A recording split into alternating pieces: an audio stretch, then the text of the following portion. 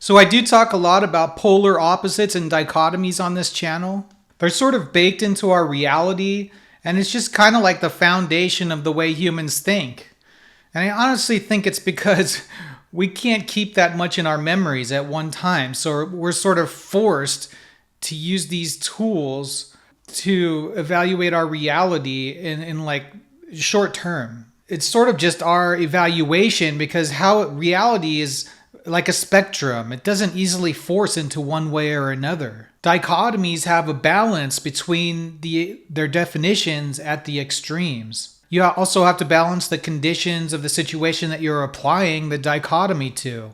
Is it even true? Does it apply? What's the balance? I think in general we force dichotomies too much. First, let's talk about the fallacy of false dichotomy. False dichotomy is a logical fallacy that assumes there's only two mutually exclusive outcomes, choices, or explanations, when in reality there may be a spectrum or a number of options. You're either with us or you're against us. If you don't love your job, you should quit. If you criticize the government, you hate your country. Some dichotomies in philosophy: reality is either completely objective or completely subjective. Either we have free will or everything is predetermined. A proposition is either absolutely true or totally false. In the end, those who are interested in the details will pay attention, but understanding requires that we leave the subject as it is while we study it if possible. We understand it for what it is, we don't tell it how to be and then act as if it were that way at our convenience. Let's talk about dependent dichotomy as well as concepts and their negation and dialectics. In philosophy, polar opposites often represent fundamental tensions or dualities that shape how we understand reality, knowledge, ethics, or existence. These opposites aren't always about good versus evil. They can be conceptual tools to explore deeper structure and meaning. Dependent dichotomy. These opposites depend on each other for their meaning. Without one, the other becomes unintelligible. Light and dark, myself and the other, subject versus object. This structural opposition is foundational to how we organize perception, thought, and identity. So when you're thinking about something like myself or the other, they're hardly opposed in any way. In the end, they're opposed because of spatio-temporal reality, and that's it. Like, I'm here and you're there. And so that's what generates the dichotomy. But is that really an opposition? I exist here and you exist there, right? Myself or the other. It's not really... We're not really opposites. It's not really a dichotomy. It's not really a good description. Actually, what it kind of creates a confrontational format for thinking in a way that's totally unnecessary. And so this type of that's why this type of thinking dichotomy is problematic. And we sort of have this problem where we can affirm one thing, a principle, or hey, we can do dichotomies where it's a balance between two. And then when you get, where it's three or more, where it's plurality, it's like, the brain just doesn't go that far, So it's either affirmation of a principle or dichotomy, and then the rest of it's just a cloud of stuff. Asymmetrical dichotomies. These are more one-sided. The positive concept stands alone, and its opposite is simply the negation of the positive concept. But understand too, life is complex. So there may be some dichotomies that are not absolutely negations of their core concept, but have a balance of negation and dependent opposition to the core concept. So basically, they're a mixture of both the first one that I talked about, dependent dichotomy, and the second one where it's a negation. There could be a balance between the two. Even the affirmation of different types of dichotomies maybe is forced into a separation or categories themselves that don't exactly explain the complexity of the balance between the different types. Here's a couple asymmetrical dichotomies: being and non-being. So obviously non-being is just a way to say that being is not being affirmed, right? Truth and falsehood. What is falsehood without knowing what the truth is? Justice and injustice. Dialectic. Hegel believed rather than viewing polar opposites as static or locked in eternal tension, opposition drives development. Here's a basic dialectic. Thesis. An idea or position is asserted. Pure freedom is good. Antithesis. The negation or contradiction of the thesis. Pure freedom leads to chaos. Synthesis. a reconciliation that overcomes the contradiction by preserving truth in both.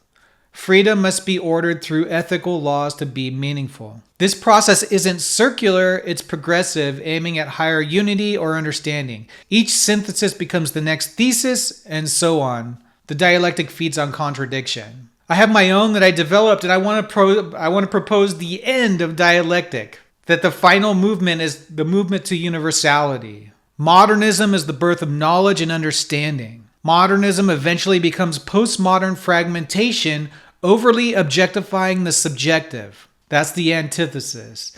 Through universality, there's a synthesis of objective and subjective through a realization of an existence-based universal. So I'm basically saying the synthesis of modernism and postmodernism is universality. But I want the dialectic movement to end there. I don't want there to be an antithesis to universality. There shouldn't be. There can't be. So dichotomies that are straightforward, like light and dark, really are generalized agreements based on more of this and less of that, creating distinctions that we can point to. What is the absolute light situation? What is the absolute dark situation? Do these absolutes even apply to the situation you're referring to? The thing is, they apply as a matter of difference and distinction between those differences, however much it is. So in the end, it's not really a fixed dichotomy that we're talking about. It's more like with a general understanding of what's lighter and what's darker. You can tell that the situation is calling for a difference evaluation. So it's basically, if I can understand what is light and what is dark when I'm comparing the two things together, it's not necessarily about the dichotomy. I'm just using difference to look for the balance of what I'm looking at, right? It's not necessary that I know what the absolute light is or what the absolute dark is, only that object A is slightly lighter than object B, and that's enough. In order for me to describe that this one is a little bit lighter than this one, I have to have some kind of conceptual foundation to indicate the slight difference.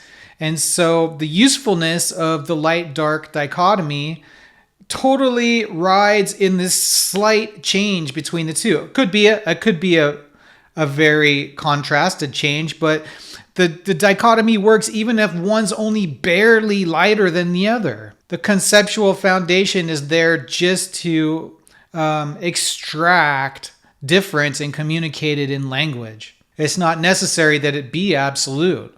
And we should think about that with all dichotomies. You know, some want to force dichotomies for a lot of situations. You know, some want to force dichotomies to lay blame onto people that they hold accountable for things that are not even real, because they get out of control with the insistence on absolutes in dichotomy. And so we have to be cautious of that. We really have to be cautious, because if we take just about any dichotomy and examine it, we see that the extremes really are just implied, and that the reality is much more nuanced and just implies the extremes. The extremes aren't even really there.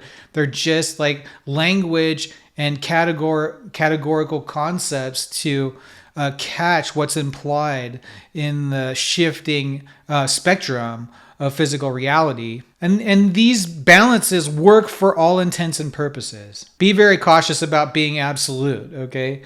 Sometimes 1 and 0, either there's an apple on the table or there isn't. That's fairly absolute, okay? Presence, absence. That's a dichotomy. And, you know, you have to define the thing that you're affirming as present. And so that becomes a little sticky too, right? But ultimately, if all I'm looking for is if it's present or it's absent, spatiotemporal determinism is a particularity that is determined that we have no control over.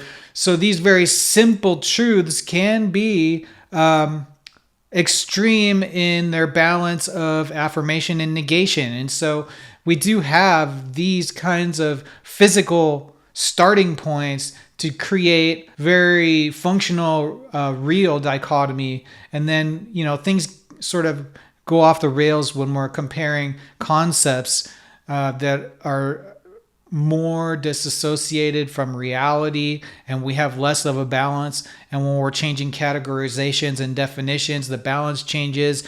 And then some people say definitions and categories should be like this, and some people say definitions and categories should be like that, and there's not even any agreement between. So then there's that extra dimension of shifting. So, and this is the state of life in almost everything. That it's very few things that, that are like the study of electricity is amazingly determined, right?